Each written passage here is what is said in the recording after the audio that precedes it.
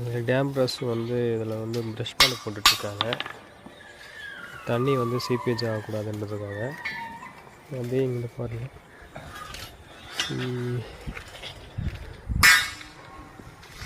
Okay, பக்கத்து வீட்டில் பாருங்கள், தண்ணி வந்து சீப்பேஜ் ஆகி பெயிண்ட்லாம் உறிஞ்சிருக்கு தெரியுங்களா. ஸோ அந்தமாரி வந்து ஆகக்கூடாது அப்படின்றதுக்காக நம்ம வந்து இந்த ப்ரஷ் பாண்டில் வந்து கெமிக்கலை வந்து அப்ளை பண்ணிகிட்ருக்கோம். ஃபஸ்ட்டு கோடு போட்டுட்ருக்காங்க. ஆஃப்டர் ட்ரைக்கு அப்புறம் செகண்ட் கோடு போட்டதுக்கப்புறம் நம்ம வந்து இந்த சீப்பேஜை வந்து அரெஸ்ட் பண்ணலாம். ஓகே, பாய்.